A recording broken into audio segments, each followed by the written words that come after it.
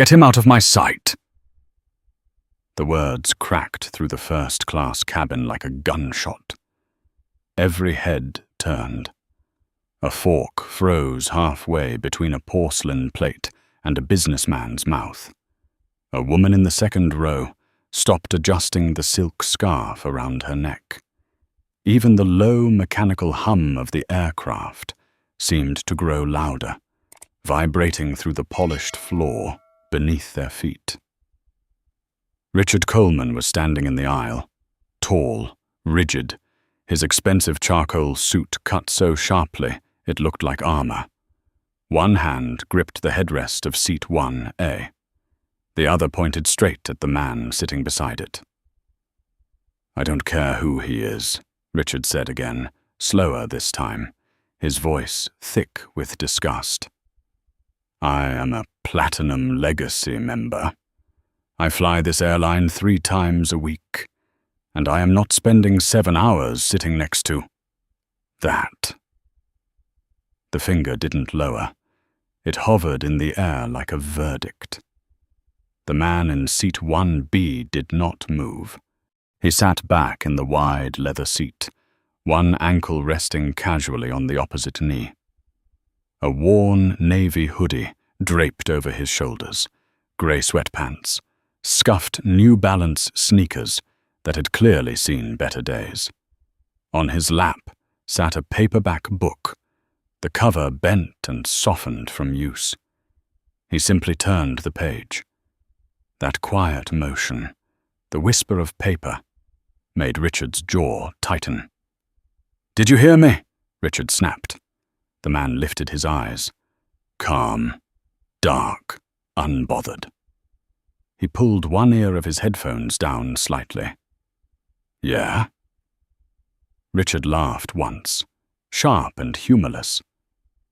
"Yeah," he mocked. "You're in the wrong seat."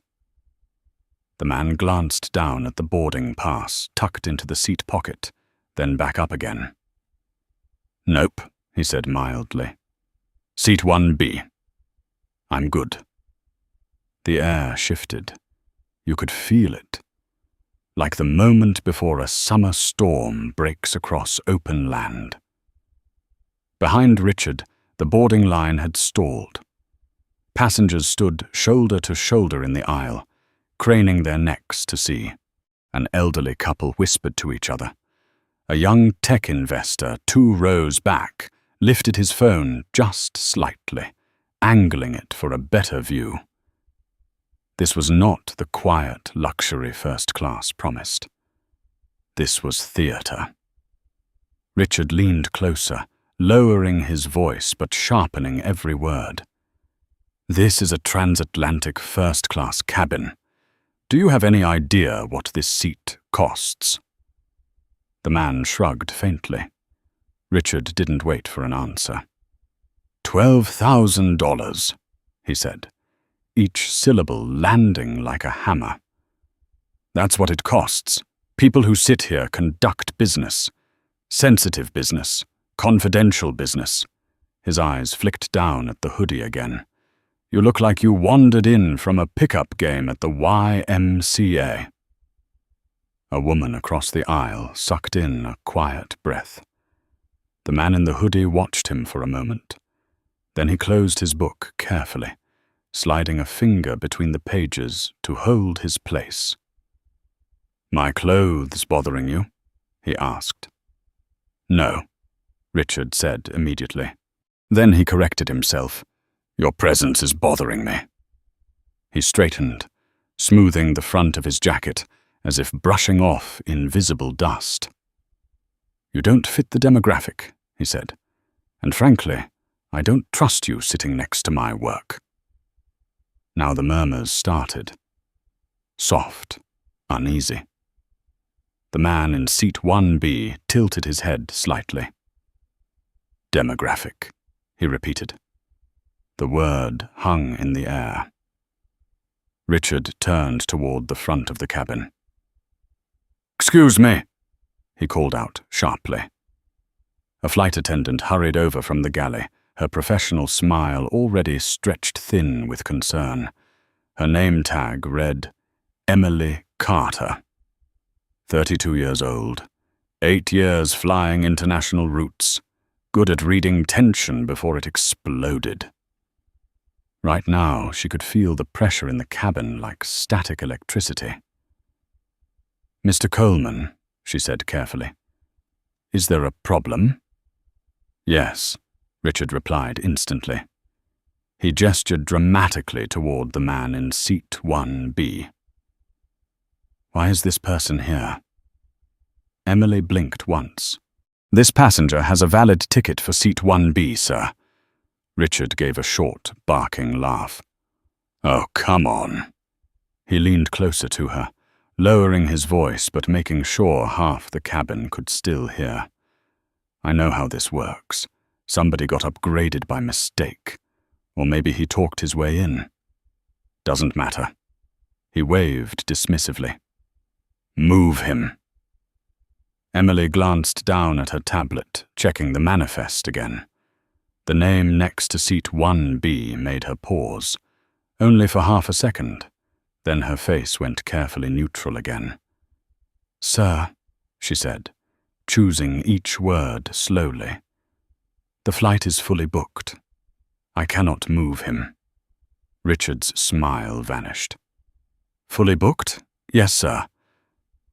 The silence thickened. Richard turned back toward the man in the hoodie. For a long moment he just stared at him. Then something colder entered his voice. "Fine," he said. He reached into his leather briefcase and pulled out his wallet. "How much was your ticket?" he asked. $500? Maybe you used miles." He peeled off a stack of crisp bills. "I'll give you $2,000 right now to go sit in economy." Gasps rippled across the cabin. The man in the hoodie didn't even look at the money. "My name's Marcus," he said quietly, "and I'm not interested." Richard's lips thinned. "Marcus," he repeated, as if tasting something sour. "Listen carefully. I am the Senior Vice President of Acquisitions at Apex Aeronautics. I am flying to Zurich to close a deal worth billions." His voice rose. "I need space. I need quiet. And I need to not worry about you looking over my shoulder." Marcus watched him for a moment. Then he asked, very calmly, "You worried I might understand what you're looking at?" That landed harder than anyone expected. Richard's eyes flashed. "Don't be clever," he snapped. Behind them, a businessman whispered to his wife, "This isn't going to end well." Emily shifted her weight nervously. "Mr. Coleman," she said softly, "please take your seat. We're delaying departure." Richard ignored her. Instead, he pulled out his phone. "Fine," he said coldly. "Let's see who the airline listens to." He tapped a contact and put the call on speaker. Marcus picked his book back up and opened it again. The calmness of that small act only made the tension worse.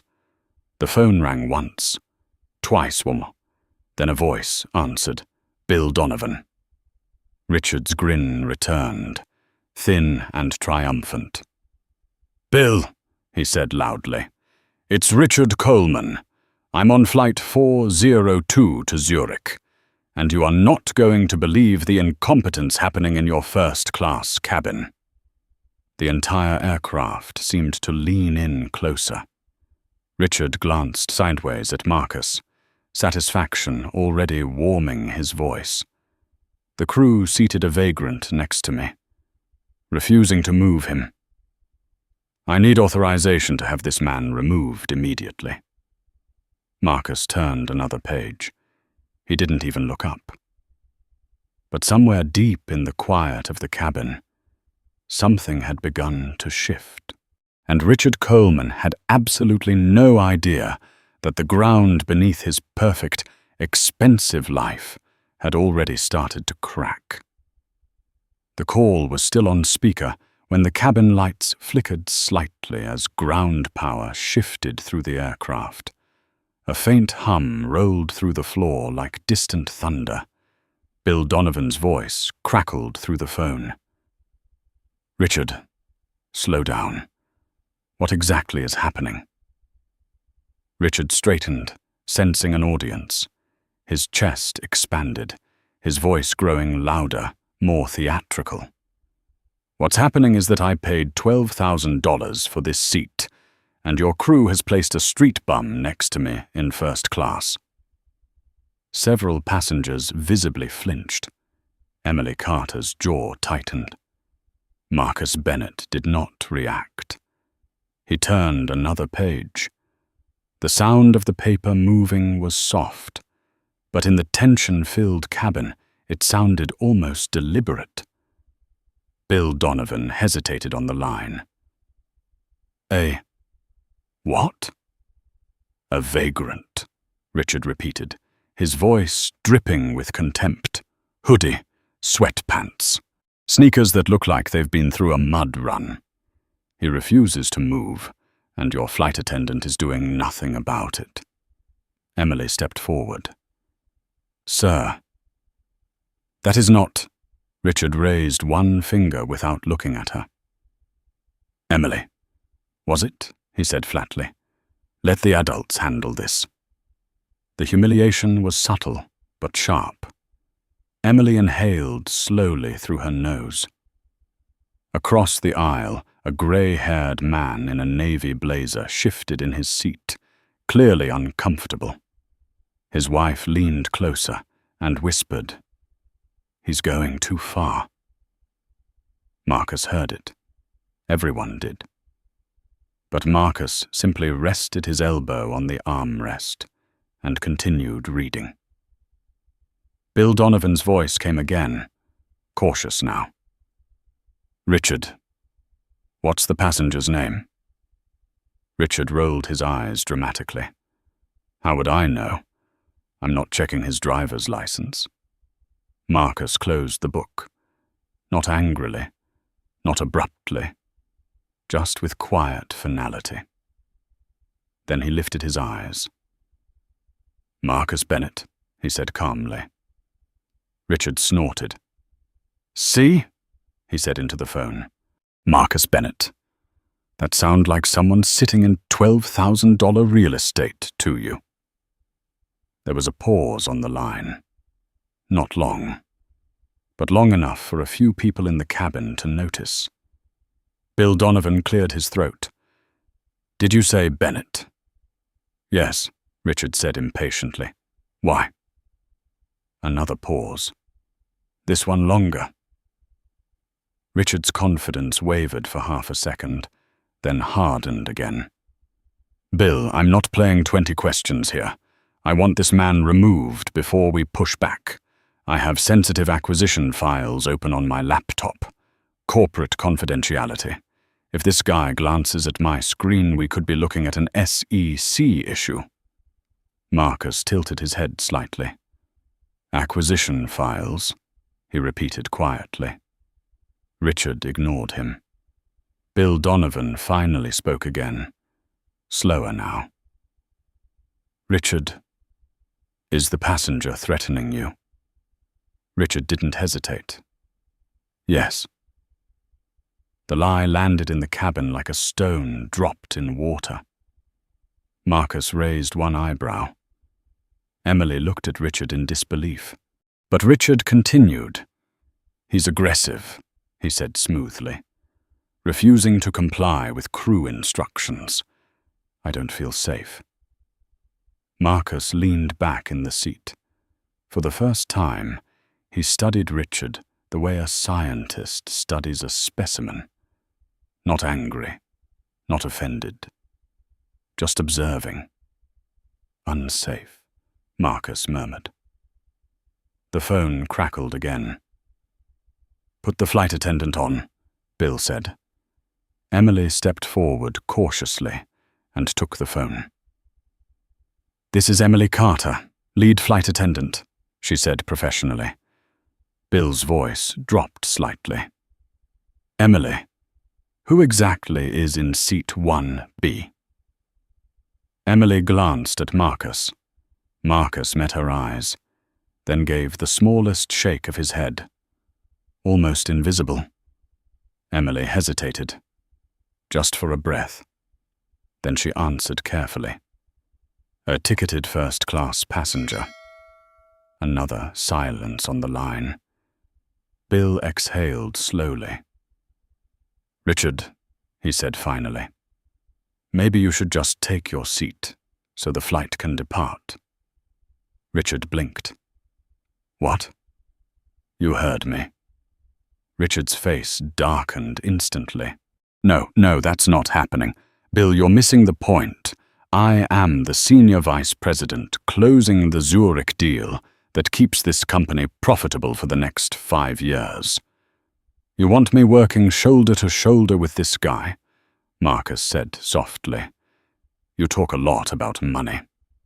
Richard swung toward him. You're damn right I do. Marcus leaned forward slightly. And you assume money means you're the most important person in the room. The cabin went completely still. Richard laughed. Buddy, in this cabin? Yeah, I probably am. Marcus studied him for another second. Then he leaned back again and reopened the book. Interesting, he said. Richard turned back to the phone. You hearing this, Bill? This guy's taunting me. Bill sounded tired now. Richard, listen to me carefully. Just sit down. Richard's voice dropped into a dangerous whisper. No. Passengers exchanged glances. Richard looked around the cabin slowly, letting the silence build.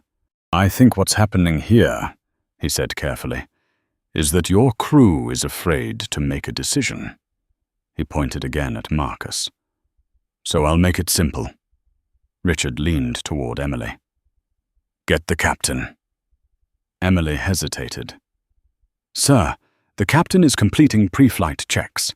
I don't care, Richard snapped. Bring him here. Now. Emily looked at Marcus again. Marcus didn't move. He was already reading again. Emily nodded once and walked toward the cockpit. The cabin buzzed with quiet whispers the moment she disappeared. A man in row 2 muttered, This is going to end badly. His wife nodded. For someone, yes. Richard heard them. But he interpreted the whispers differently. To him, the audience meant victory. He loosened his tie slightly and sat down in seat 1A, spreading his briefcase open on the tray table like a general laying out battle plans. Marcus glanced sideways. Feeling confident? He asked. Richard smirked. You're about to learn something about how power works. Marcus closed the book again. The corners of his mouth lifted faintly. No, he said quietly. I think you are. Before Richard could respond, the cockpit door opened. Captain David Reynolds stepped out.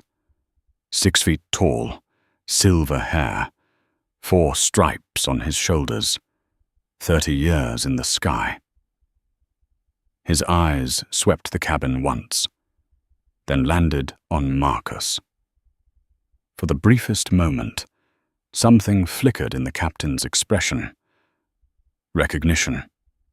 Richard stood immediately. Captain, finally. He pointed at Marcus. This man is threatening me and refusing to move from the first-class cabin. I want him removed before we leave the gate. Captain Reynolds did not answer. He looked at Marcus. Marcus met his gaze calmly. Then he tapped the side of his nose twice. A small gesture, barely noticeable. But the captain's posture changed instantly. His shoulders stiffened, his eyes sharpened, and suddenly the tension in the cabin shifted direction, like a compass needle snapping toward true north. Richard didn't see it, but everyone else felt it. Captain Reynolds stood still for a moment, studying Marcus Bennett in Seat 1B.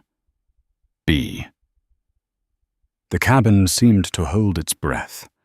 The sound of the air conditioning whispered softly through the overhead vents. Richard Coleman shifted impatiently beside him, mistaking the silence for hesitation. "Captain," Richard said, sharp and forceful, "I don't think you understand the situation." Reynolds slowly turned his eyes toward Richard. The pilot's face was calm, but something about the calmness felt heavy. Deliberate. Measured. "I understand enough," Reynolds replied. His voice was steady, deep, the voice of a man used to speaking in storms. Richard scoffed.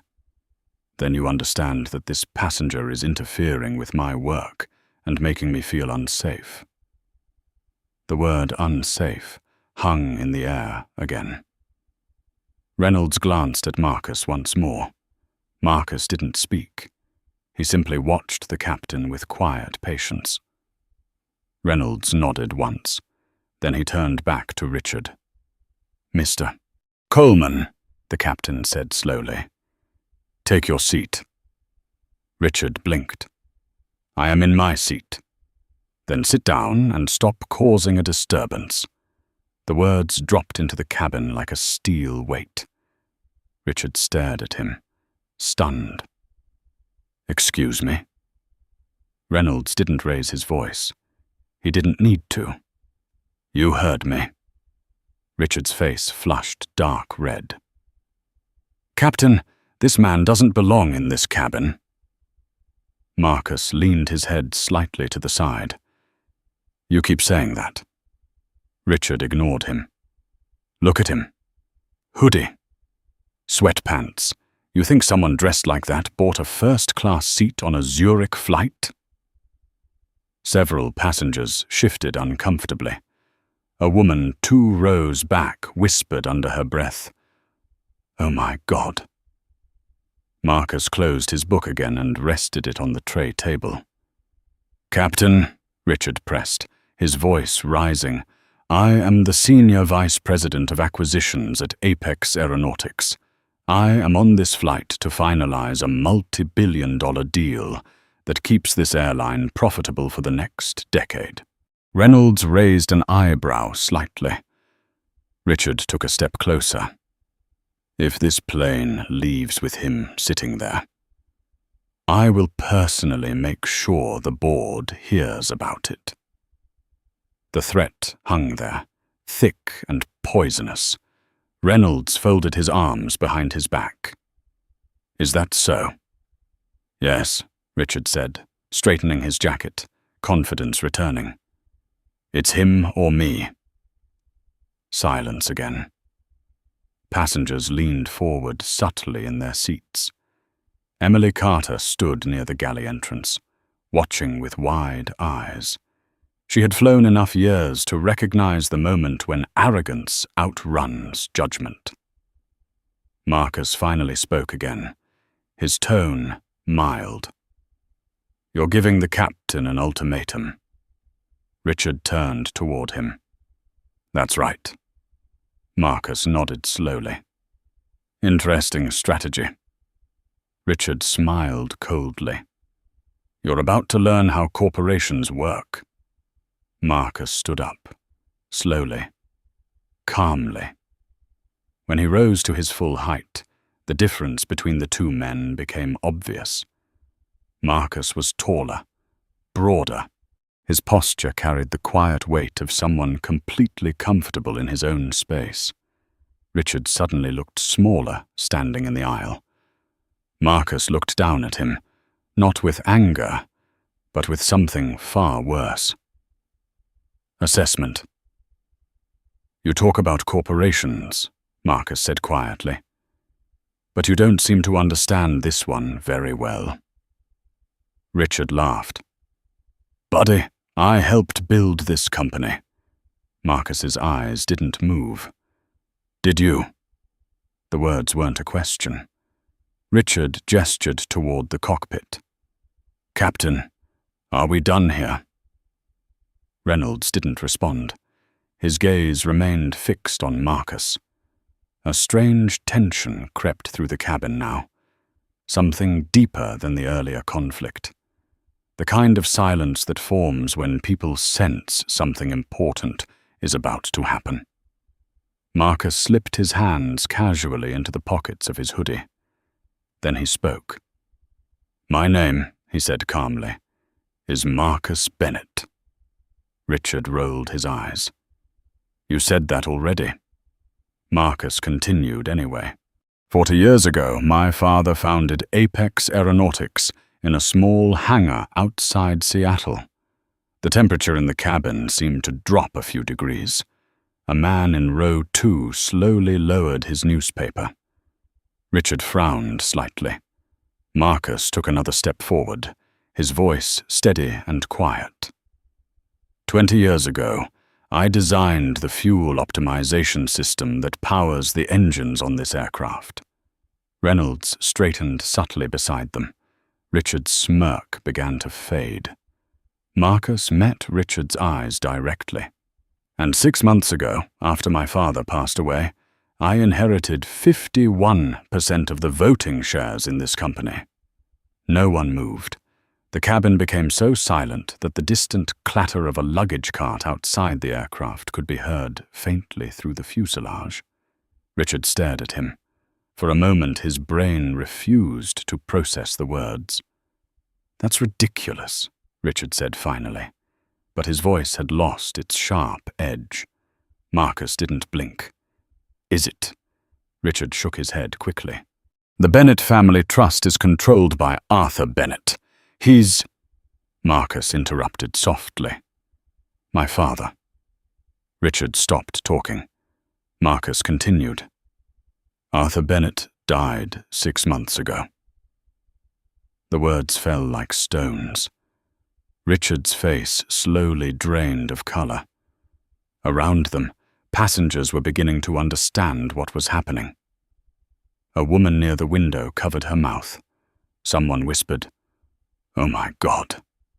Marcus leaned slightly closer to Richard. His voice dropped, almost conversational now. "You spend a lot of time talking about money, Mr. Coleman." Richard said nothing. Marcus tilted his head. "But you never bothered to learn who actually owns the company you work for." Reynolds cleared his throat softly. It was not a nervous sound. It was the sound of a man confirming a fact he already knew. Richard's mouth opened slightly, then closed again. His brain was racing now, flipping through fragments of information. Bennett Holdings, majority stake, board voting power, a quiet heir who rarely appeared in public. Marcus stepped back toward seat 1B and picked up his book again. "You should probably sit down," he said calmly. "You're blocking the aisle."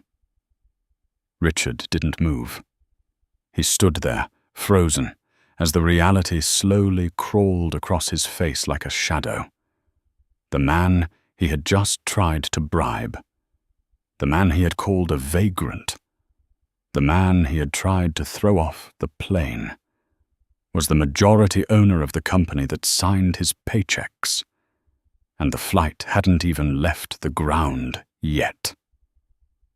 Richard Coleman did not sit down. For several seconds he simply stood there in the aisle, staring at Marcus Bennett as if the man had just spoken in another language. His mind scrambled for footing, searching for some angle, some loophole, some explanation that would restore the order he believed governed the world. "This is a joke," Richard said finally. His voice sounded thinner now. Marcus had already lowered himself back into seat 1B. He reopened the paperback and slid his finger back between the pages where he had left off. "Not a very funny one," Marcus replied. The calmness of the answer made Richard's chest tighten. Captain Reynolds watched the exchange without speaking. His hands rested behind his back, his posture straight, patient. A man who had already chosen his side of the situation. Richard glanced between them. The pilot, the hoodie, the passengers watching. Something inside him refused to accept the shift. "You expect me to believe that?" Richard snapped, louder now. "That the majority shareholder of Apex Aeronautics is flying commercial in sweatpants?" Marcus turned a page. "It's comfortable." The simple response caused a ripple of quiet laughter somewhere in the cabin. Not mocking laughter, nervous laughter. Richard heard it. His jaw tightened. "No," he said sharply. "No, I'm not playing along with this." He turned toward Captain Reynolds again. "Captain, I want this man's identification verified right now."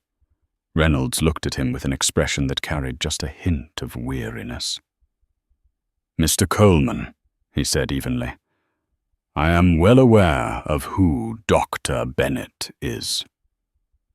The title landed harder than the name. "Doctor." Richard's stomach dropped slightly. "That's impossible," he said. Reynolds tilted his head toward Marcus. "Dr. Bennett has flown with us many times." Marcus didn't look up. Richard laughed again, but it sounded brittle. "Great," he said. "Wonderful. So now the pilot's part of the circus." A murmur spread through the first-class cabin. The grey-haired businessman in row 2 leaned toward his wife again. "He still doesn't get it." "No," she whispered. "He really doesn't." Marcus finally closed the book again. Not irritated, not offended, just finished reading. He set the book down on the tray table and looked directly at Richard. "Mr. Coleman," Marcus said quietly, "do you know what fascinates me about men like you?" Richard crossed his arms defensively. "I'm not interested in your psychology lecture." Marcus continued anyway. "You walk into every room assuming you are the most important person there." Richard scoffed. "In most rooms, I am." Marcus nodded slowly, as if acknowledging the statement. "Yes," he said, "that's the interesting part." The cabin felt smaller now, the air tighter. "Because when someone like you meets someone who actually has power," Marcus continued, "you don't recognize it." Richard's eyes flashed. "I recognize power just fine." Marcus leaned forward slightly. "No," he said softly. "You recognize status, titles, expensive suits." He glanced down briefly at his hoodie. "You mistake the costume for the authority." Richard opened his mouth to respond, but the words stuck. Something colder was forming in his chest now. Not anger. Fear. But he shoved it down immediately. "You're playing games," Richard said. Marcus raised one eyebrow. "Am I?" Richard leaned closer, lowering his voice so only the immediate row could hear. "You know what I think," Richard whispered. Marcus waited. "I think you're a consultant, maybe a junior engineer who met someone important once, and now you're bluffing." Marcus did not respond immediately. He simply watched Richard. The silence stretched long enough that Richard began to feel exposed standing there. Finally, Marcus said, "That's an interesting theory." Richard's confidence returned a fraction. "Yeah," he said. "It is." Marcus nodded toward Richard's briefcase. "You mentioned earlier you were working on an acquisition." Richard stiffened. "So?" What company? Richard hesitated. Just for a moment. Nova Dynamics, he said finally. Marcus leaned back in the seat. His expression did not change, but something in his eyes sharpened. And you're closing the deal in Zurich. Richard frowned. How do you know that? Marcus didn't answer the question. Instead, he said, You valued their drone navigation patents at $40 million. Richard froze. The air seemed to leave the cabin all at once. How the hell would you know that? Richard demanded. Marcus reached into the seat pocket in front of him and pulled out an iPad. He tapped the screen once, then turned it so Richard could see. A spreadsheet filled the display. Rows of numbers, valuation models, projected growth curves. Richard recognized it instantly. His stomach dropped like a stone falling through water. That's, he said slowly. Yes, Marcus replied. Your valuation file. Richard's pulse began pounding in his ears. That's confidential, he said. Marcus shrugged. I built the servers your department uses. Richard stared at the screen. The document was identical, down to the formatting, the color coding, the footnotes. His brain raced. You hacked my account, Richard said. Marcus almost smiled. No. He swiped the screen once. Another document appeared. This one shorter, simpler. A transfer record. Richard felt his throat tighten. $2 million. Cayman Islands. Silvergate Consulting. Marcus looked at him calmly. Recognize it. Richard said nothing. Behind them, Captain Reynolds remained perfectly still. Passengers could feel the energy shifting again, though most had no idea what they were witnessing. Richard forced a laugh that sounded hollow. This proves nothing. Marcus tilted his head. It proves quite a lot. Richard leaned closer, his voice suddenly urgent. You don't understand corporate finance. Marcus blinked slowly. Try me. Richard spoke quickly now. Strategic valuation adjustments are common in tech acquisitions. The patents may be undervalued by traditional metrics, but... Stop, Marcus said. The word was soft, but it landed like a command. Richard fell silent. Marcus tapped the screen again. Those patents became obsolete 3 years ago. Richard swallowed.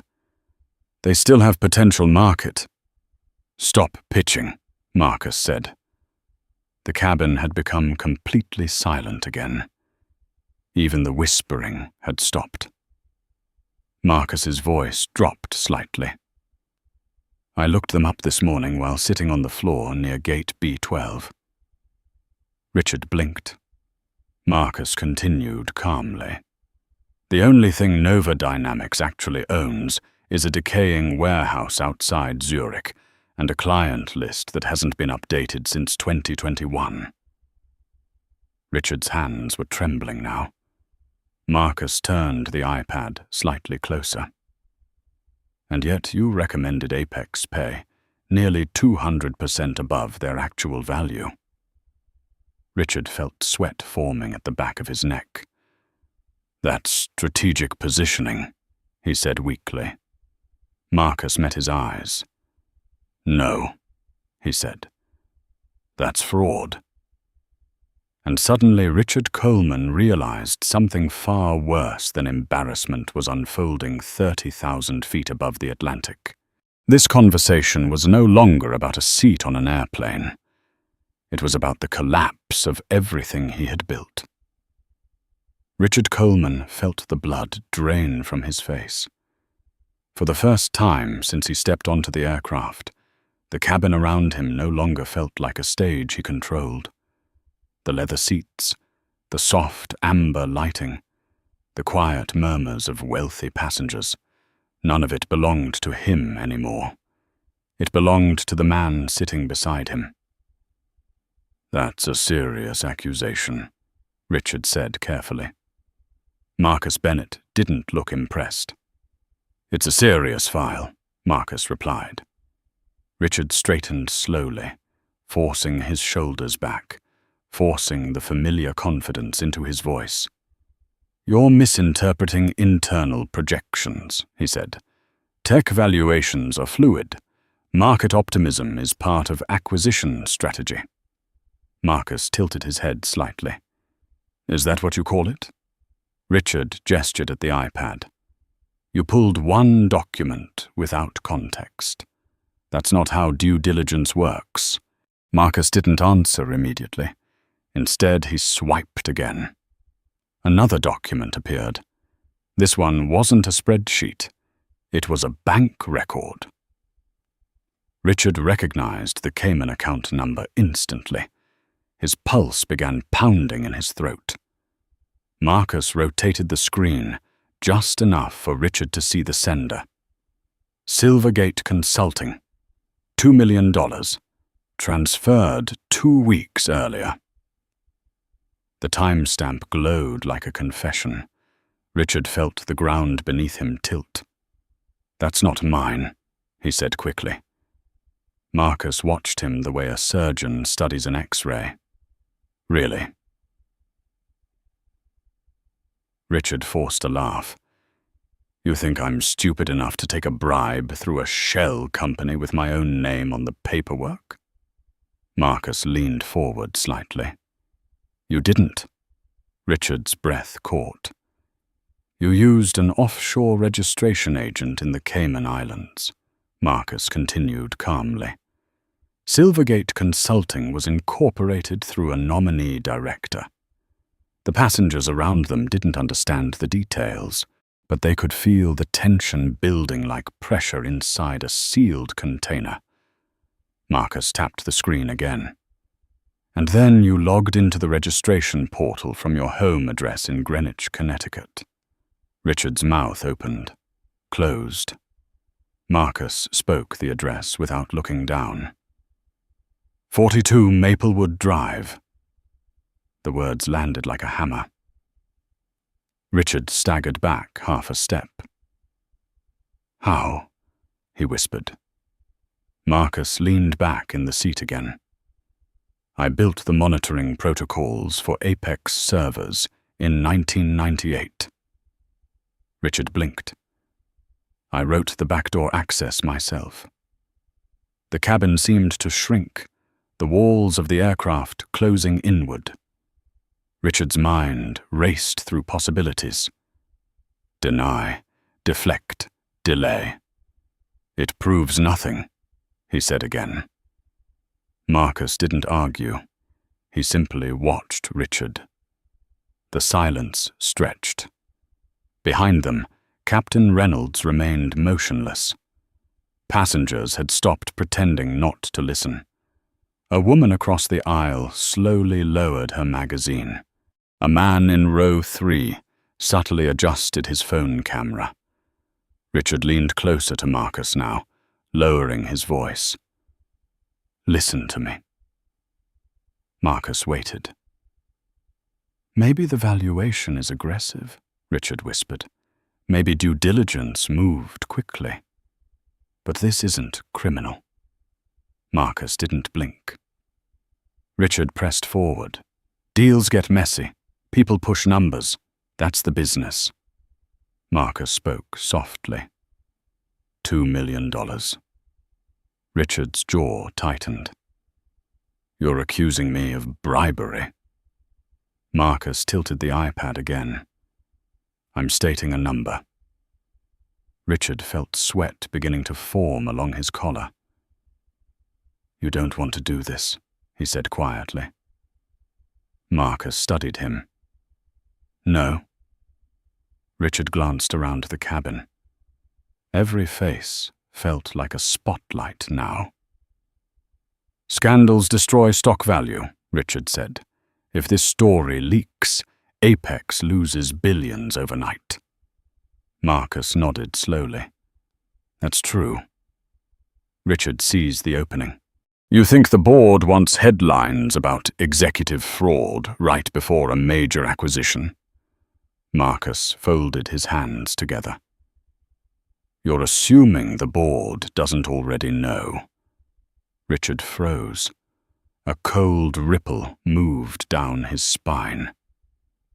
What? Marcus's voice remained calm. Internal audit flagged the Nova Dynamics numbers 3 months ago. Richard felt something collapse inside his chest.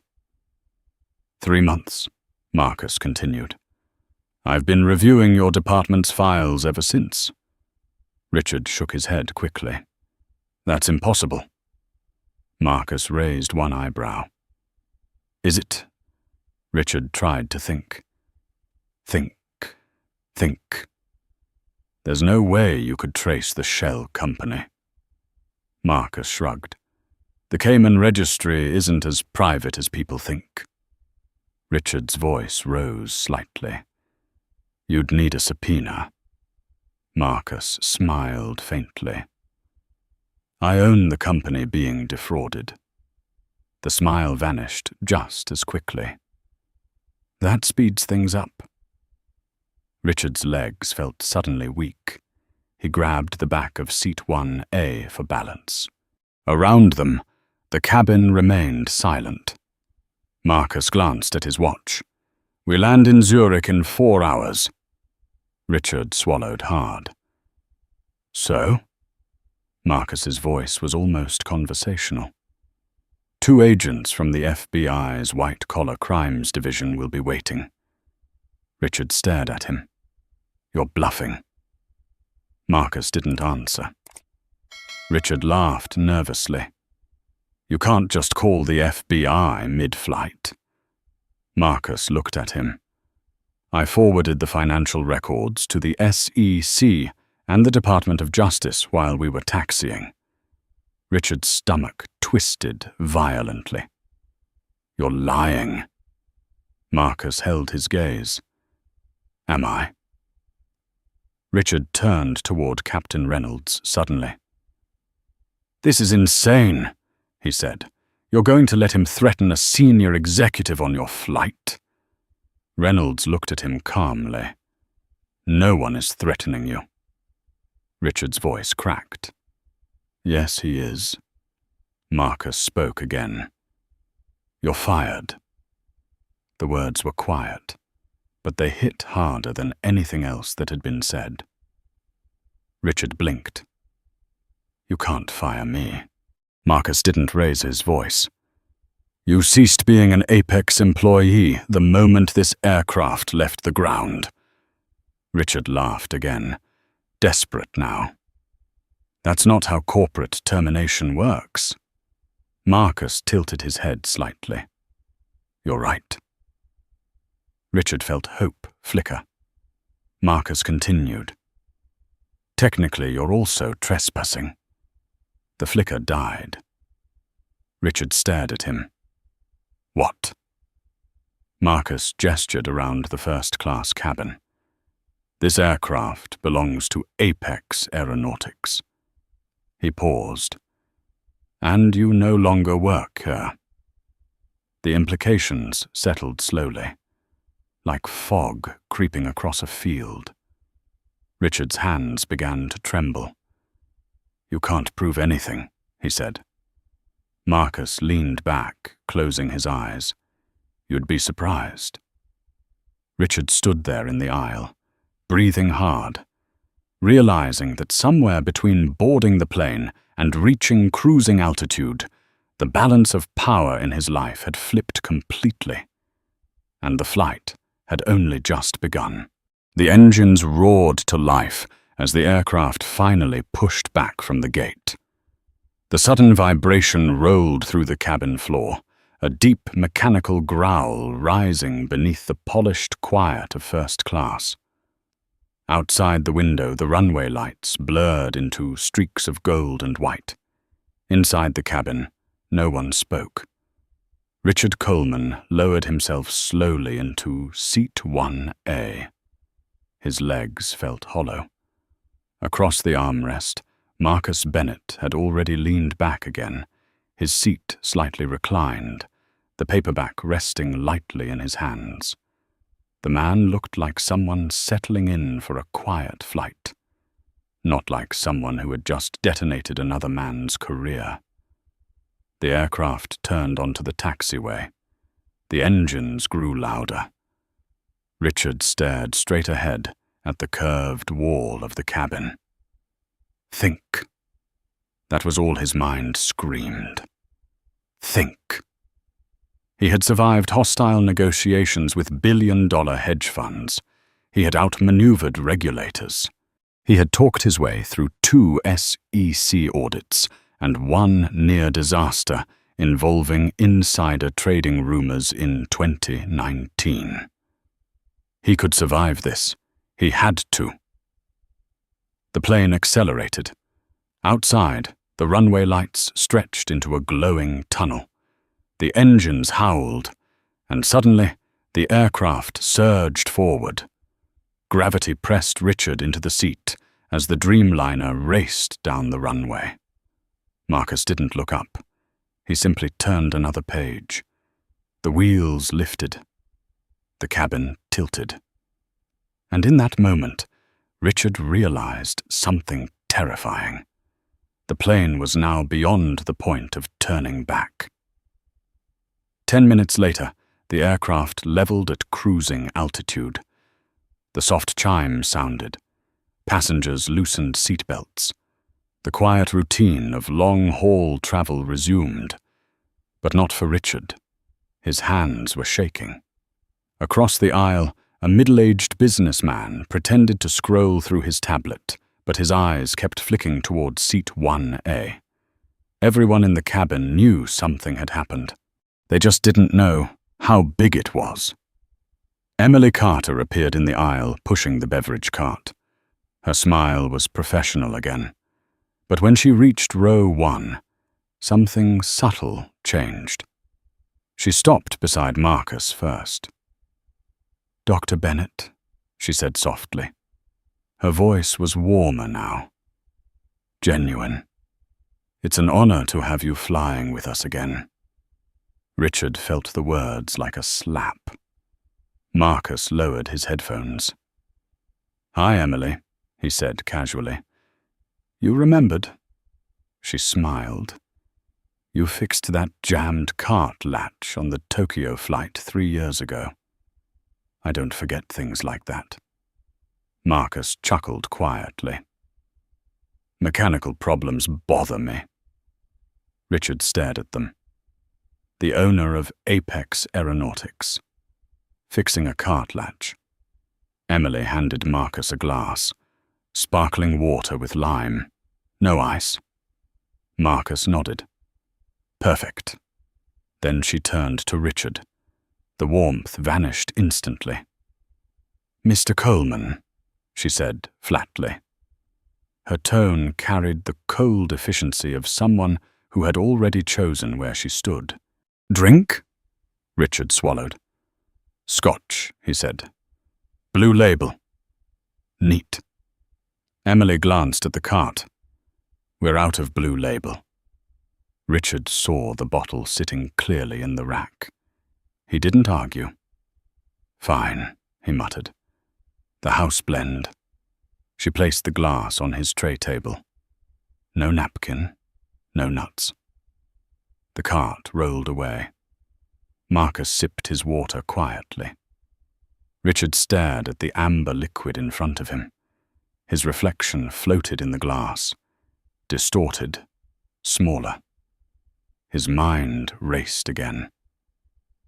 4 hours. That was what Marcus had said. 4 hours until Zurich. 4 hours until the FBI. Unless. Richard reached slowly into his jacket pocket. His phone. He turned slightly away from Marcus and opened the corporate portal. The onboard Wi-Fi crawled painfully slow. The login page finally appeared. His fingers trembled as he typed. H_Sterling_exec. Password titanium_88. Enter. The loading circle spun. Then the message appeared. Access denied. User account disabled. Contact administrator. Richard felt his stomach drop. He tried again, and again. Access denied. His breathing grew shallow. It's gone, a voice said quietly. Richard froze. He turned slowly. Marcus had not moved. His eyes were closed. The noise-cancelling headphones rested over his ears. But one ear cup slid slightly aside. I had your digital credentials revoked 10 minutes after we took off, Marcus said calmly. Richard's pulse hammered. You can't do that. Marcus opened one eye. I just did. Richard gripped the armrest. You're destroying the company's best acquisition executive. Marcus looked mildly amused. You were destroying the company's balance sheet. Richard leaned closer, desperation creeping into his voice. $2 million, he whispered. That's nothing to you. Marcus studied him. That's your defense? Richard spoke faster. You have billions. Apex moves tens of billions a year. You're blowing up a career over a rounding error. Marcus didn't respond immediately. He stared out the window for a moment. The Atlantic stretched below them, black and endless. Then he turned back. That money doesn't belong to me, Marcus said quietly. Richard frowned. What? Marcus's voice remained calm. It belongs to every machinist on the assembly floor in Seattle. Every engineer designing these engines. Every janitor cleaning the hangars at night. Richard scoffed. They're employees. Marcus leaned forward slightly. They're the company. Richard waved a hand dismissively. You're romanticizing labor. Marcus watched him for a long moment. My father started as a mechanic, he said quietly. Richard didn't answer. Marcus continued. He knew every name on the assembly line. The silence returned. Heavy. Richard looked away. He suddenly needed air. I need the restroom, he muttered. He stood quickly and walked toward the galley. Emily Carter sat on the jump seat, reading a paperback under the small overhead light. She looked up when Richard approached. Her expression was blank. Mr. Coleman. Richard leaned closer, lowered his voice. Emily, he whispered. She didn't respond. I have cash in my briefcase. Her eyes narrowed slightly. $10,000, Richard said. The words tumbled out quickly now. When we land, delay the door opening. Spill coffee on the jet bridge. Anything. Emily stared at him. Richard's voice grew more desperate. I just need 2 minutes. 2 minutes to disappear into the terminal. Emily stood slowly. She was shorter than him. But in that moment, she felt taller. My father worked maintenance for Apex for 20 years, she said quietly. Richard blinked. He lost his pension during the 2008 crash. Her eyes hardened. Men like you. Richard's throat tightened. Emily pointed back toward seat 1A. Go sit down. Her voice carried the quiet authority of someone who had already made her decision. Or I wake the captain and we divert this plane to Newfoundland. Richard stared at her. For the first time in his career, every escape route he could imagine had already been closed. and the Atlantic Ocean stretched endlessly below the aircraft. 4 hours left, and nowhere left to run. Richard Coleman walked back to seat 1A like a man moving through water. Every step felt heavier than the last. The first-class cabin looked exactly the same as it had an hour earlier. The same soft amber lights, the same polished wood trim, the same quiet luxury meant to soothe the most powerful travelers in the world. But something fundamental had shifted. When Richard sat down this time, the seat no longer felt like a throne. It felt like a car. Marcus Bennett glanced at him briefly, then returned his attention to the iPad resting on the tray table. On the screen was not a movie, not an email. A complex set of aerodynamic diagrams rotated slowly across the display. Winglet geometry, airflow modeling, numbers that looked like physics, not finance. Richard stared at it for a moment before looking away. He suddenly realized something deeply unsettling. Marcus wasn't thinking about him. The man who had just dismantled his entire career was now calmly reviewing aircraft design as if none of it mattered. Richard's chest tightened. "You're really just going to sit there?" he muttered. Marcus didn't look up. "Yes." Richard leaned closer. "You've made your point." Marcus scrolled through the diagram. "No," he said. "I haven't." Richard swallowed. "You think humiliating me fixes anything?" Marcus tapped the screen again. "It isn't about humiliation." Richard laughed bitterly. "Could have fooled me." Marcus turned the tablet slightly so Richard could see the engineering model. "This winglet reduces drag by 4.3%, Marcus said calmly. Richard frowned. "What does that have to do with anything?" Marcus finally looked at him. "My father spent 40 years building this company, so airplanes could fly farther, safer, and cheaper." He paused. "You tried to turn it into a personal ATM." Richard's jaw tightened. "That's not what happened." Marcus tilted his head. "Then explain it." Richard leaned forward again. His voice dropped into the persuasive tone that had closed hundreds of deals. "Look," he said quietly, "maybe the Nova Dynamics valuation got aggressive, but acquisitions are about risk." Marcus watched him without blinking. Richard continued. "You swing big. Sometimes numbers shift. That's business." Marcus waited. Richard leaned even closer. "But we can still fix it." The word hung between them. "Fix." Marcus repeated it, softly. "How?" Richard glanced around the cabin.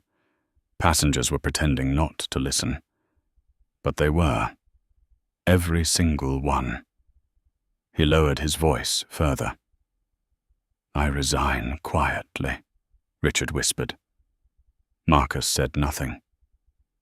"The deal gets renegotiated when we land," Richard continued. "The shell account disappears." Marcus studied him. "And the $2 million? Richard hesitated, then forced a smile. "You keep it." Marcus blinked once. Richard nodded eagerly. "You're the majority shareholder. Technically, that money belongs to Apex anyway." Marcus leaned back slowly. Richard felt hope flicker again. "You're offering to bribe me," Marcus said calmly. Richard waved a hand. "I'm offering to solve a problem." Marcus stared at him for several seconds. Then he laughed. Not loudly, not angrily. Just once. A dry sound. "You really don't understand this situation," Marcus said. Richard felt the hope collapse instantly. "You think this is about money?" Marcus leaned forward again, his voice dropping slightly. "You think every problem in the world has a price?" Richard opened his mouth to argue. Marcus raised one finger. "Let me tell you something." The cabin seemed to grow quieter. "My father once fired a man who tried to steal $1,200 worth of equipment from a hangar." Richard frowned. $1,200? Marcus nodded. "The board told him to let it go. Said the man had 3 kids. Richard crossed his arms. "So?" Marcus's eyes hardened slightly. "My father said if you let someone steal a small thing, eventually they'll steal the whole company." Richard shifted in his seat. Marcus leaned back again. "You didn't steal $2 million. Richard blinked. Marcus continued calmly. "You stole trust." The words settled heavily between them. Richard looked away. For the first time that night, he had no answer. Minutes passed. The plane hummed steadily through the night sky. Outside the windows, the Atlantic was nothing but black emptiness. Richard stared down at the tray table. The Scotch glass sat half full. His reflection in the liquid looked distorted, weak. Finally, he spoke again. "Why sit next to me?" Marcus raised an eyebrow. "You could have fired me months ago." Marcus nodded. "That's true." Richard looked up. "Then why this?" Marcus closed the iPad. The click of the case sounded sharp in the quiet cabin. "I wanted to meet you." Richard frowned. "What?" Marcus rested his arms on the armrests. Internal audit flagged the Nova Dynamics numbers 3 months ago. Richard's chest tightened again. Marcus continued.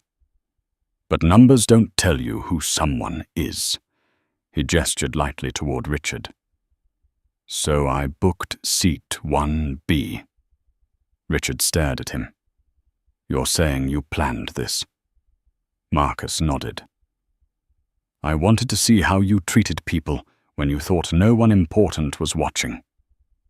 The words hit harder than any accusation. Richard's mind replayed the last 2 hours instantly. The gate agent, the lounge attendant, Emily, the insult, the word thug, the demand to remove Marcus. Marcus spoke again, quietly. "I hoped you'd surprise me."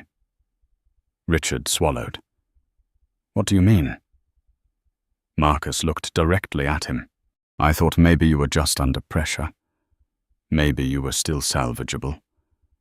Richard felt his chest tighten painfully. "And?" he asked. Marcus's expression didn't change. "You opened your mouth." The sentence ended the conversation. The aircraft continued west across the Atlantic night. And somewhere beneath the quiet hum of the engines, Richard Coleman realized something terrifying. This entire flight had never been about a seat. It had been a test, and he had failed it before the plane even left the gate.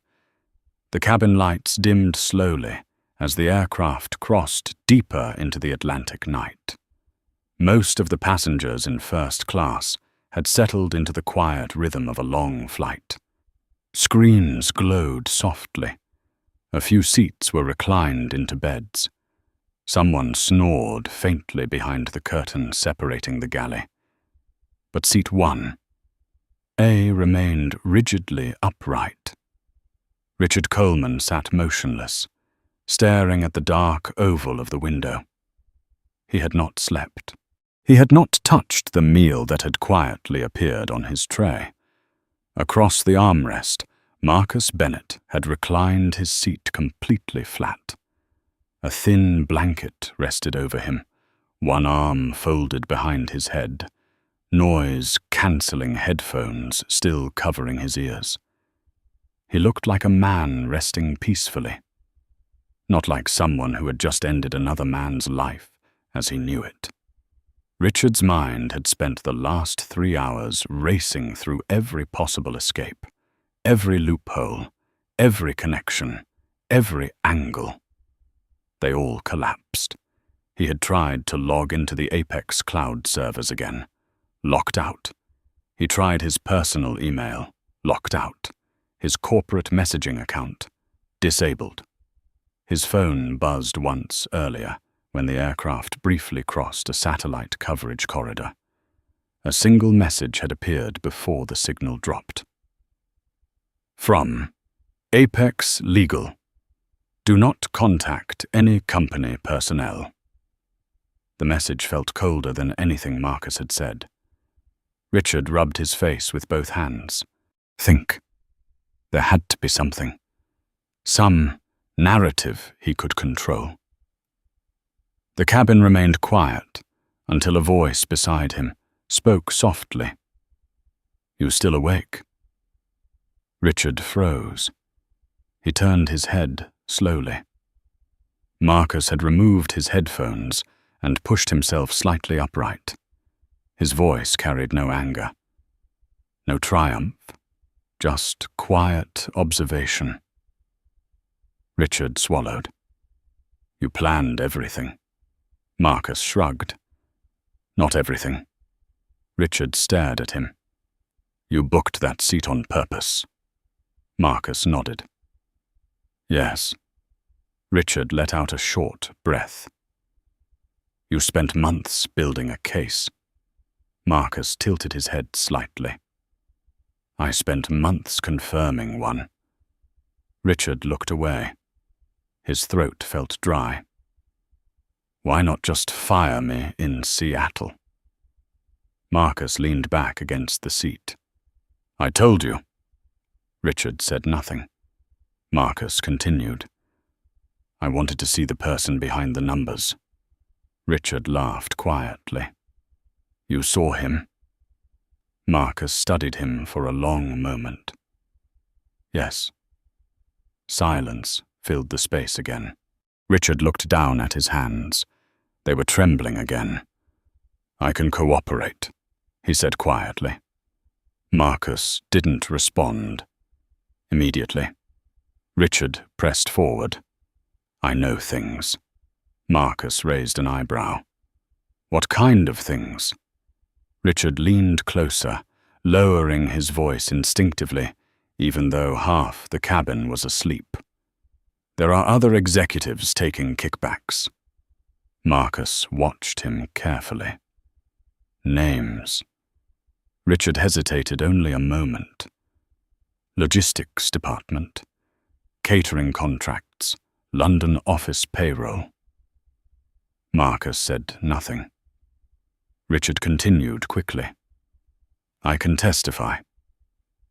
Marcus finally spoke. You're offering to trade them for yourself. Richard nodded. That's how investigations work. Marcus studied him with a strange expression. Not anger. Something closer to disappointment. I already know about the logistics contracts, Marcus said quietly. Richard blinked. Marcus continued. We cleaned house there last week. Richard felt another cold drop inside his stomach. Marcus went on. And the London payroll scheme ended 3 months ago. Richard stared at him. You already knew? Marcus nodded. You were the last domino. The word domino echoed uncomfortably. Richard leaned back slowly. The aircraft hummed steadily through the night.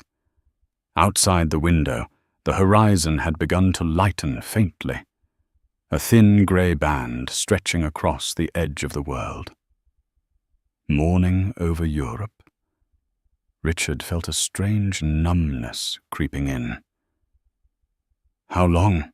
he asked quietly. Marcus looked out the window. "Until we land." Richard shook his head. "No." Marcus glanced back. "How long have you known?" Marcus considered the question. 3 months? Richard let out a long breath. "And you said nothing?" Marcus shrugged slightly. "People reveal themselves when they think no one important is watching." Richard rubbed his temples. "I built half the acquisitions division." Marcus didn't argue. "Yes." Richard's voice hardened slightly. "You're destroying one of the most profitable executives in the company." Marcus answered calmly. "You were destroying the company." Richard shook his head. "No." Marcus leaned forward slightly. "You tried to overpay for a worthless company by 200%. Richard's jaw tightened. "That's negotiation." Marcus met his eyes. "That's theft." The word hung in the air like cold steel. Richard looked away again. For the first time since boarding the aircraft, he felt something worse than fear. Shame. It crept slowly through him, heavy, unavoidable. "You don't understand what it takes to get to my level," Richard muttered. Marcus watched him quietly. "You claw your way up," Richard continued. "Every deal is a fight. Every promotion is a war." Marcus nodded slowly. "I know." Richard laughed bitterly. "No, you don't." Marcus raised one eyebrow. "You think I inherited this company and just showed up one day?" Richard said nothing. Marcus gestured toward the engines humming outside the wing. "I designed the fuel optimization system that powers those." Richard frowned. Marcus continued. "I spent 15 years inside wind tunnels and simulation labs." Richard stared at him. Marcus leaned back again. "My father didn't give me Apex." He paused. "He gave me responsibility." The cabin remained silent. The first streaks of sunlight began to spill across the clouds outside, gold and purple stretching over the distant Alps. Richard watched the light slowly fill the window. It looked strangely beautiful, like the world continuing without him. Finally, he spoke again. "What happens when we land?" Marcus answered without hesitation. "You are arrested." The words landed gently, but they carried the final weight of gravity. Richard closed his eyes. For the first time in decades, he had absolutely no idea what move came next. And somewhere below the aircraft, the mountains of Switzerland were rising to meet them. The first announcement came just as the sun broke over the horizon. "Ladies and gentlemen, this is your captain speaking. We've begun our initial descent into Zurich. Weather is clear this morning, temperature 40 degrees. Cabin crew, please prepare the aircraft for landing." The voice echoed softly through the cabin. Seatbelts clicked, window shades lifted. Passengers stretched and yawned, unaware that the most important drama on the aircraft had already played out during the long Atlantic night. Richard Coleman did not move. His hands rested on the armrests, fingers stiff and pale. The dried stain of spilled scotch still darkened the expensive fabric of his trousers. Across from him, Marcus Bennett had already sat upright. His hoodie was gone. Sometime during the night, he had changed into a simple black sweater and dark jeans. His hair was neat now, his beard trimmed. He looked like someone who had just woken from a restful night. Richard looked like someone who had aged 10 years. Emily Carter appeared quietly beside them. "Good morning, Dr. Bennett," she said softly. Marcus smiled politely. "Morning, Emily. Coffee?" "Black." She handed him the cup carefully. Then she turned to Richard. "Breakfast tray was placed on your table earlier, sir." Richard glanced down. A croissant and a bowl of fruit sat untouched. "I'm not hungry," he muttered. Emily nodded once. No sympathy, no judgment, just acknowledgement. She moved down the aisle. Marcus took a slow sip of coffee and looked out the window. The Swiss Alps rose beneath the aircraft like a frozen ocean of jagged white peaks. Beautiful, unforgiving. Richard watched them too. His voice came out hoarse. "My family." Marcus didn't look at him. "They're fine." Richard swallowed. "They raided my house, didn't they?" Marcus nodded slightly. "Yes." Richard closed his eyes briefly. "My wife." "The FBI handles those situations carefully," Marcus said. "That doesn't make it easier," Richard replied. Marcus said nothing. The plane dipped slightly as it banked toward the runway approach. The seatbelt sign chimed again. Richard felt a faint vibration in his pocket. His phone. He pulled it out. Signal had returned briefly as the aircraft dropped below 10,000 feet. Notifications flooded the screen instantly. 14 missed calls. His wife. 3 calls from Bill Donovan. 1 message from Apex Legal. "Do not say anything. Authorities are already involved." Another alert appeared. LinkedIn account suspended pending investigation. Then 1 more. Chase Bank. All accounts temporarily frozen. Richard stared at the screen. The digital avalanche of consequences. "My kids were home," he whispered. Marcus looked out the window. "Yes." Richard dropped the phone onto the tray table. The plastic clattered loudly in the quiet cabin. For a moment, neither man spoke. Then Richard turned slowly toward him. "Why the theater?" Marcus glanced back. "You could have fired me months ago. Sent the evidence to prosecutors quietly." Richard's voice cracked slightly. "Why sit next to me on a plane?" Marcus studied him carefully. The aircraft lowered through a layer of thin cloud.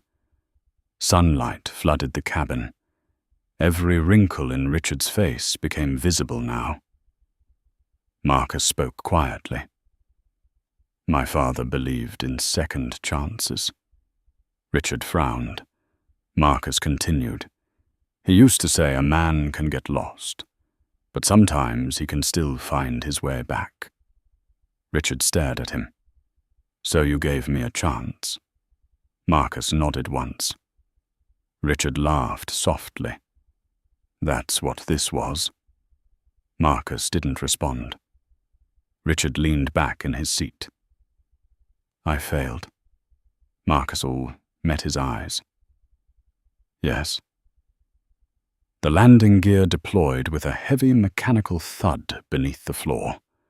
Wind roared louder along the fuselage. Outside the window, the runway rushed toward them. Green fields, grey tarmac, terminal buildings. Richard gripped the armrests tightly. The wheels struck the runway with a sharp jolt. Thump, thump. Reverse thrusters roared. The aircraft slowed quickly, vibrating slightly as it rolled along the runway. Passengers relaxed. Phones appeared. People checked messages. The plane taxied slowly toward the gate. Richard looked out the window and saw them. 3 black SUVs parked beside the terminal. 2 Swiss police officers standing near the jet bridge. A pair of men in dark jackets with yellow letters on their backs. FBI. Richard's stomach twisted. Marcus noticed his gaze. "They're punctual," Marcus said quietly. The aircraft stopped at the gate. Engines wound down. The familiar calm returned to the cabin. But this time, it felt heavier. Final. Emily's voice came over the intercom. "Ladies and gentlemen, please remain seated for a moment while airport authorities board the aircraft." Passengers looked around in confusion. Authorities? A murmur rippled through the cabin. The door opened. Cold Swiss air rushed inside. 4 men entered. 2 Swiss officers, 2 FBI agents. They walked straight down the aisle without hesitation. Every head in first class turned to watch. They stopped at seat 1A. One of the agents looked down at Richard. Richard Coleman. Richard nodded slowly. "I'm Special Agent Harris," the man said. "You are under arrest for wire fraud, securities fraud, and money laundering." The words sounded almost routine, like they had been spoken 100 times before. But to Richard, they echoed like thunder. The agent removed a pair of silver handcuffs. "Please stand." Richard rose slowly. His knees nearly buckled. The cuffs clicked around his wrists. The sound was sharp.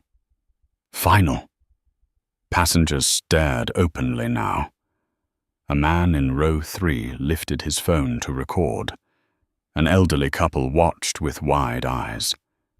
Richard turned once more.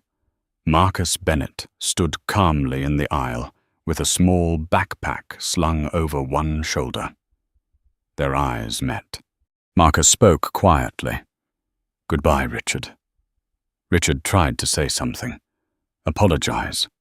Explain. Beg. But nothing came out.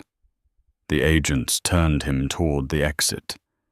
They walked him down the aisle, past the silent passengers, past the galley, past the door, out of first class, out of the aircraft. And for the first time in 20 years, Richard Coleman left a plane not as an executive, but as a prisoner. 3 weeks later, the cell door slammed shut with a hollow metallic echo. Richard Coleman sat on the narrow metal cot inside a holding facility outside Zurich. The walls were painted a dull institutional grey that seemed to absorb every bit of light in the room. The air smelled faintly of disinfectant and cold steel. Nothing in the room resembled the life he used to live. No leather seats, no polished marble floors, no assistants waiting outside his office. Just a thin mattress, a stainless steel sink, and silence. Richard wore an orange prison jumpsuit that scratched against his skin whenever he moved. His expensive Tom Ford suits had been taken the first night he arrived, along with his watch, his cufflinks, his phone, everything that used to define him. Across the small table sat his court-appointed Swiss attorney, Daniel Weber, flipping slowly through a thick folder of documents. "Mr. Coleman," Weber said calmly, adjusting his glasses, "the United States Department of Justice has formally filed extradition charges." Richard stared at the grey wall. Weber continued, "It is not only the Nova Dynamics case." Richard's eyes closed. The lawyer slid several pages across the metal table. Once investigators accessed your servers, they discovered additional irregularities. Richard didn't reach for the papers. Weber listed them quietly. Kickbacks tied to catering contracts in 2019. Phantom employees registered in the London payroll system. Offshore accounts connected to consulting agreements. Richard let out a long breath. How much time? The lawyer answered without emotion. Federal sentencing guidelines suggest 15 to 20 years. The number hung in the room like thick smoke. Richard nodded slowly. Weber continued. Your assets have been frozen. The house in Greenwich. The Cayman accounts. Your vehicles. Richard looked down at his hands. They felt older now. Weber hesitated before speaking again. There is one more matter. Richard already knew. But he waited. Your wife has filed for divorce. The words landed softly. She claims she had no knowledge of your activities, Weber said. She is cooperating with investigators in order to retain the house for your children. Richard leaned back against the wall. For the first time since the arrest, he allowed the reality to fully settle. The career was gone. The money was gone. The reputation he had spent decades building had evaporated in a single transatlantic flight. Weber gathered his documents. You will be transferred to the United States within the week. The lawyer stood. Prepare yourself, Mr. Coleman. The door closed behind him. Richard remained sitting on the cot. The silence in the cell was heavy, but it was honest. For the first time in years, there was no deal to negotiate, no room to maneuver, no audience to impress. Just consequences. Thousands of miles away in Seattle, the atmosphere inside Apex Aeronautics headquarters could not have been more different. The main auditorium was filled with employees, engineers in work jackets, machinists with grease still on their hands, office staff, technicians, interns. Nearly 3,000 people packed the room. At the center of the stage stood Marcus Bennett. He wore the same simple black sweater and dark jeans he had worn on the plane. No suit, no tie, just the quiet confidence of someone who no longer had anything to prove. The room fell silent as he stepped toward the microphone. 3 weeks ago, Marcus began, his voice carrying clearly through the hall. I took a flight to Zurich. Employees listened closely. I sat next to a man who believed his title made him more important than everyone around him. Marcus paused. He believed leadership meant shouting orders and collecting bonuses. A few employees exchanged glances. Marcus continued. He was wrong. The room remained still. My father built Apex with people who got their hands dirty. Mechanics, engineers, people who believed integrity mattered more than ego. Marcus looked out across the crowd. I will not allow that culture to be replaced by greed. A murmur of approval moved through the room. Marcus lifted a small folder. Effective today, the executive bonus pool for this fiscal year is being eliminated. A ripple of surprise spread through the audience. That money, Marcus continued, $40 million, will be redirected to the employee pension fund and an immediate cost of living increase for hourly workers. For a moment, the room was silent. Then the applause exploded. Workers stood. Some cheered. Others wiped their eyes. In the back rows, a group of machinists slapped each other on the shoulders, grinning. Marcus stepped back from the microphone. The applause rolled through the hall like thunder. Back in the Zurich detention facility, Richard Coleman sat on the edge of his cot as a guard walked past the bars. Down the corridor, a small television played CNN International. The headline across the screen read, "Apex Aeronautics. Stock surges. 15% after corporate restructuring." Then the image changed. Richard's old corporate headshot appeared. Sharp suit, confident smile, perfect lighting. Below it another headline appeared. "Former Apex executive faces 20 years." Richard stared at the screen for several seconds. Then he looked away. For most of his life, he had believed power came from titles, from money, from the seat you occupied in a first-class cabin. But somewhere over the Atlantic, a quiet man in a hoodie had proven something different. Real power doesn't shout. It doesn't demand respect. And it certainly doesn't judge a person by their clothes. Sometimes the most powerful person in the room is the one nobody bothered to notice. And sometimes all it takes is one seat on a plane to expose the truth. If this story stayed with you, take a moment to like the video and subscribe to the channel so you never miss the next story. And in the comments, share 3 simple words that sum up what you just witnessed. Truth always wins.